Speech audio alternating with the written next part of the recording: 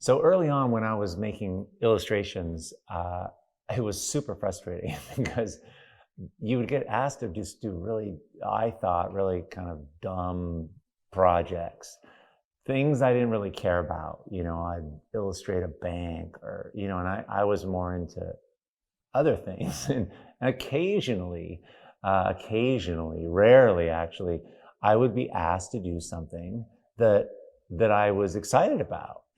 And I noticed that when that happened, the outcome would be better. The art, it may make sense, but the art would be better. But it was kind of a bummer because if most of what you're doing isn't really landing for you, you start to, your attitude gets crappy. And mine was, I was starting to feel like I'd gone to this art school, I was really capable, but all the kind of art I would make, I look at the end of the year, all these illustrations, and most of them I wouldn't like. I was starting to take it really personally. And I just assumed that this was my lot in life. Like I didn't believe I could just do fine art. Like I knew that wasn't a possibility because I didn't think there was any money in it, and I had kids and a family to support and all the rest of the things. And so I would just try and get through these assignments. Sometimes I just kind of mail it in, because I got really good at making pictures and I could do them really quickly. And for the most part, they would like them. And whether I liked them or not, it wasn't that so I would kind of do an okay job on it. But when you're doing just an okay job on most of the things you're making, it's not a good recipe for happiness, actually. It's important to care, right?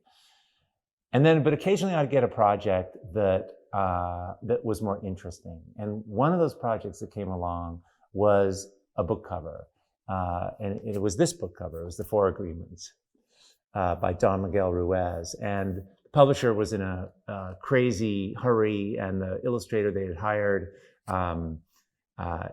failed. It didn't work out. The editors didn't like it or whatever, and they only had a few days. And of course, there's no money in this, but if you want to do this project, and it sounded interesting. And what I liked is that there was no time. And if there's no time, that means that I could do whatever I wanted, because what are they going to do? They don't have time to make me do changes on it. So I get this project, and there's no money, really. It was a couple $100 to do it. And no one had really, Don Miguel Ruiz at the time wasn't very well known. Now this book and all of his work is huge. But at the time, I didn't know anything about him. But I thought when I was working on it, I just started reading it. The text wasn't very long. They sent me just like a PDF of this book. And I started reading it. And it's all about these four agreements. It's called The Four Agreements, and there are four agreements with yourself. And it's very simple. And that's what I sort of liked about it. And I think that's what most people like about it. And it related a lot, actually, to my life. The four agreements, the first one is, or one of them is, don't take things personally, which was actually the whole way I was seeing the world. I was just getting kind of like a chip on my shoulder, and that sort of resonated with. I'm reading this thing and I'm doing sketches, trying to figure out what I'm going to make for this piece of art. And then the next agreement was, don't make assumptions. Don't just, and of course we apply this to ourselves. Like I assumed that my situation was going to remain the same, that I would stay this illustrator, and there was no path forward for me. I just assumed that everything was going to be as it was, and I wasn't particularly happy with it. So it really landed on just those things. I was just kind of like, this is really related to me, this book that had just come across my table that I'm supposed to do the cover for. And the third one, always do your best. I mean, that was just like the universe coming down and just like, tapping me on the head to do your best. Anyway, so the fourth agreement was be impeccable with your word. It's just, I sort of translated that for myself into being kind of truthful. truthful with myself about doing something that mattered. And, but all these ideas were kind of swirling around me. And I mean, just reading these are pretty powerful. I'm sure as I say them that that you can apply them and start thinking about things that this could benefit. It could be helpful in your life. So I'm making this book cover and learning, and this is all me. This cover becomes me. And I do this book cover, and there was no art direction on it. And the short thing was that it ends up, this little small publisher makes this little small book, and the cover it wins an award, a couple of things like that, but Oprah Winfrey picks it up as her Book of the Month Club or hands it out at Christmas. I can't forget which, but this thing friggin' takes off and explodes, and millions of copies are sold. And my art is on the cover of it. And I actually really love this painting. This was one of the pictures I made, one of 2 or 3 out of a whole year that I loved. And it was because I was really truthful to myself about, and I tried, I tried my best here. And I didn't take it personally. It was the beginning of the world seeing my art and seeing what mattered to me. And when people saw this, they associated my art with this, which this is related to my art. All these ideas and all of this is so much about what I'm teaching and what I believe in. This is the beginning of Art to Life right here. And it all started to change everything. So the reason I'm telling you this story is because this is how we actually find our way.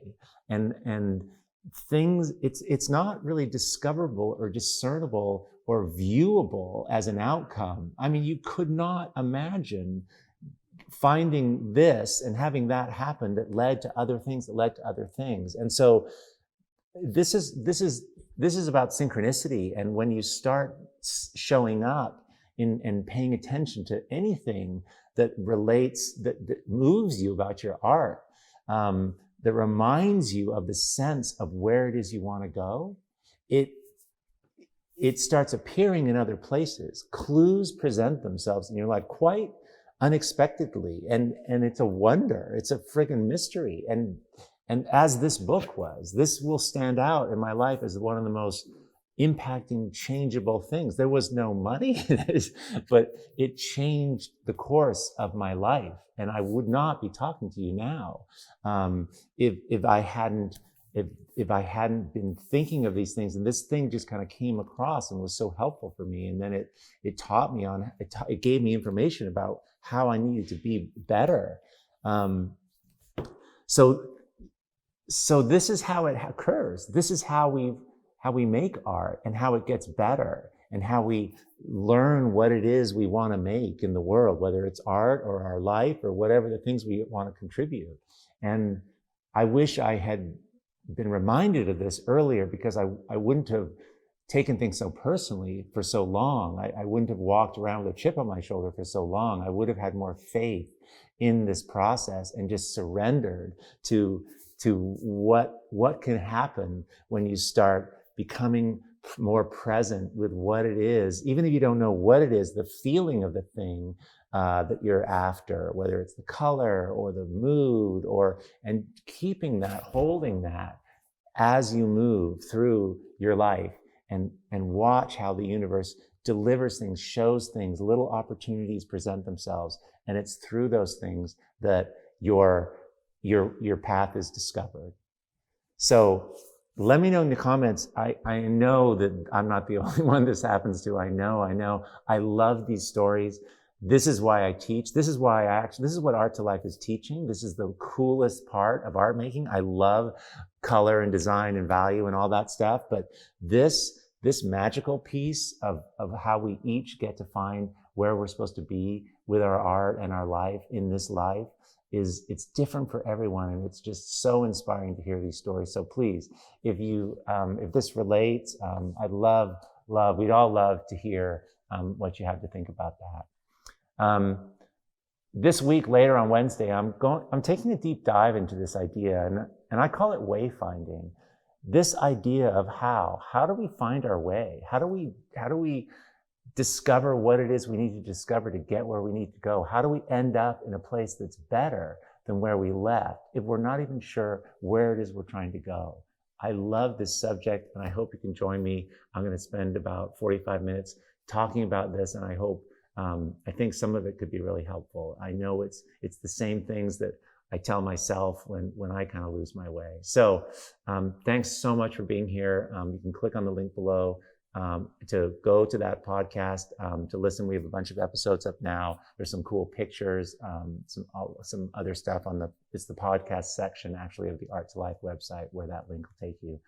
And if the podcast is resonating for you as well as this vlog, please share it with your friends. It's really the best way to help more people.